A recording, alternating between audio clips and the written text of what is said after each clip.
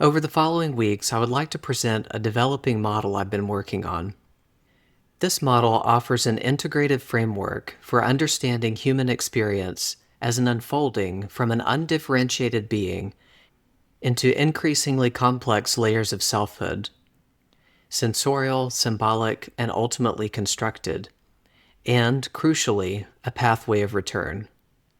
Each phase emerges from the previous, forming a spiraling movement of differentiation and integration, guided by the innate impulse toward coherogenesis, the generation of coherence within multiplicity. This model appreciates psychological, physical, and spiritual development, offering a revised paradigm for holistic healing. At the foundation lies the undifferentiated field, a pre-form, pre-personal state of pure potential. This is the ground of being, timeless, spaceless, and non-dual. In early development, this field is experienced through rhythmic synchrony and resonance with the environment, for instance, the womb and early relational attunement, laying the foundation for presence, safety, and openness. In psychospiritual practice, this level is contacted through embodied presence and reveals the essence of I am prior to identity. From the undifferentiated, experience flows into sensorial life. This is the realm of raw feeling, rhythm, and pre-symbolic impressions, texture, tone, temperature, and movement. The sensorial self forms through embodied interaction and resonance with caregivers. It is here that early containment, regulation, and rhythm shape the capacity for self-experience. Therapeutically, reconnecting with the sensorial allows for integration of experiences, including those that disconnect from the undifferentiated self, such as trauma, and early access to vitality, often lost in abstraction. As the sensorial stabilizes through containment, the symbolic emerges. Through language, metaphor, and image, the mind begins to bridge inner states with outer expression. Meaning systems and subpersonalities begin to take shape. This phase enables reflection, narrative, and insight, but can also split experience into abstraction, distancing it from the body. From a psychospiritual standpoint, this is the realm of inner alchemy where fragments of meaning are combined, broken down, and transformed. Finally, the constructed self arises, a composite identity shaped by roles, beliefs, cultural norms, and survival strategies. While necessary for functioning, it often masks or defends against earlier, more vulnerable layers, often eclipsing the undifferentiated experience of self. This layer contains the product of meaning-making, distinct subpersonalities with sets of perceptions, behaviors, and emotions, owing to the apparent multiplicity we encounter in our daily lives. Repeated patterns of going in circles, called repetition compulsions, reflect both unmet needs and forgotten wholeness. Psychotherapy often begins here, but deepens as individuals trace constructed identities back to symbolic roots and the sensorial ground. Something I hope to address by this model is the gap between the psyche and physiology. From a practical standpoint, it's a challenge to synthesize these two fields. This often boils down to the tensions between reductivism and holism. At this level of discourse, I hope to step into a tertiary reality where the two mutually arise in the complex symphony of human experiencing. In this model, physiological systems are not separate from psychological or spiritual experience.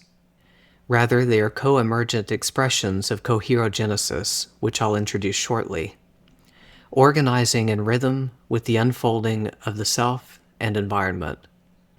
At the foundational, undifferentiated level, the epigenetic landscape and internal physical environment is open and highly responsive to environmental input, especially the relational field. This stage represents pure potential, where physiological expression mirrors the openness of the preform field. As the infant enters relational contact, the autonomic nervous system begins to shape, and the gut-brain axis, adrenal, metabolic, and immune systems come online in response to early experiences, laying the physiological groundwork for regulation and resilience. As symbolic meaning begins to emerge, so does the body's capacity to organize complexity, mirrored in the immune system's ability to distinguish self from non-self. Neuroendocrine systems reflect the internalization of meaning as well. Neuroendocrine systems reflect the internalization of meaning as well, and further organize around the differentiation of self from other. At the constructed level, body systems operate within learned roles, beliefs, and expectations, often manifesting as chronic patterns such as adrenal fatigue from overachievement or immune dysfunction from identity-based stress. The physiology here becomes more fixed or conditioned, shaped by habitual responses, role-based survival strategies, and unconscious defenses. This becomes the window for conventional biomedical and reductive approaches to identify and address those more fixed patterns. Although there is more rigidity, this also offers an entry point. By reorganizing and working with the constructed patterns, we can unravel downstream physiological rigidity.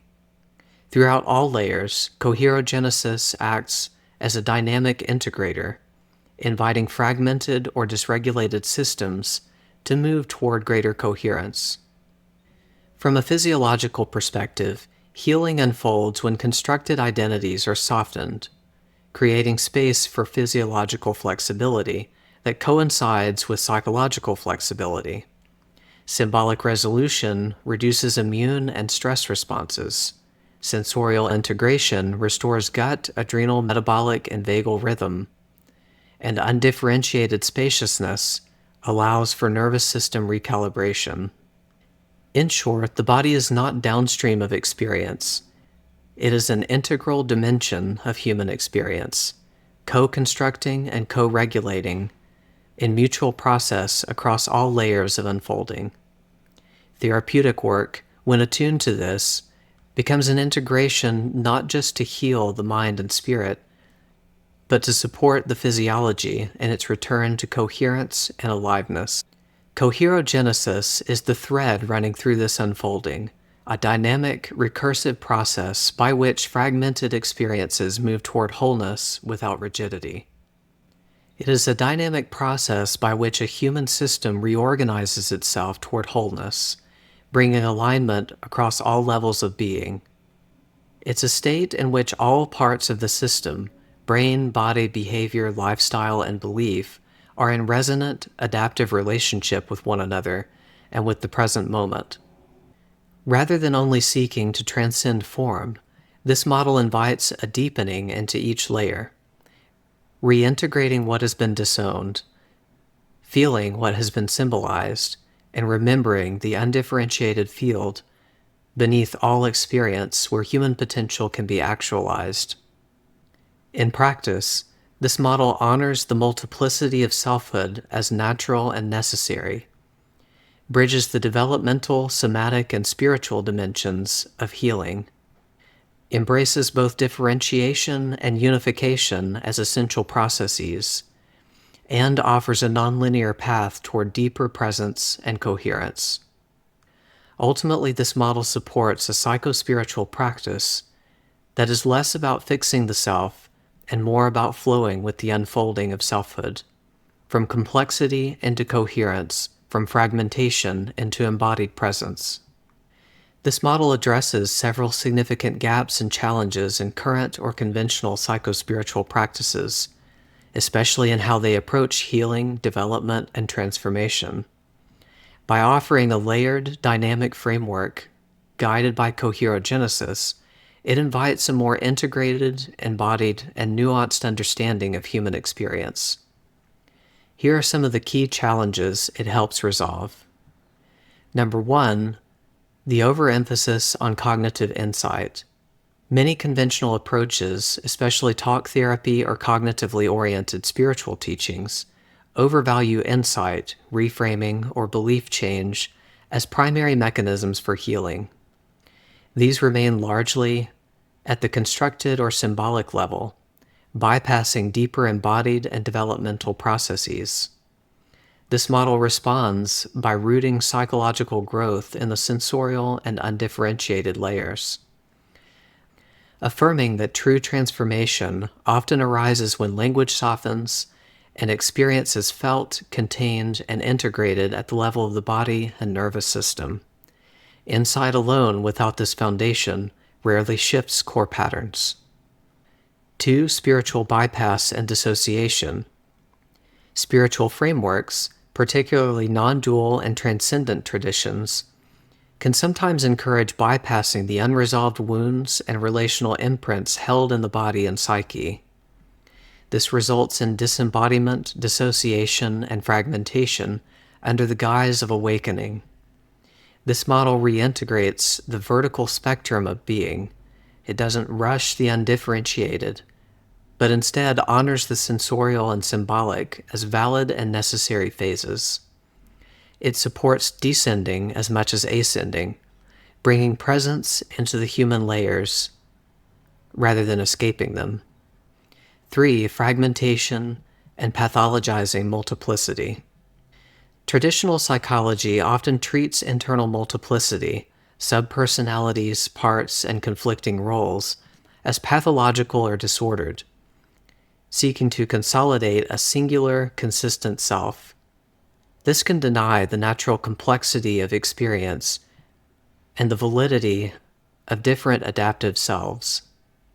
This model recognizes multiplicity as emergent and developmentally appropriate within the constructed and symbolic layers. The goal is not to eliminate parts, but to bring them into relationship and coherence, allowing compassionate integration without forced unification. 4. Static models of self. Many models, both psychological and spiritual, assume a fixed self, either to be repaired, transcended, or restructured. This creates rigid approaches to transformation and ignores the complexity and fluidity of selfhood. This model positions the self as an emergent process, flowing between layers of meaning, embodiment, and awareness.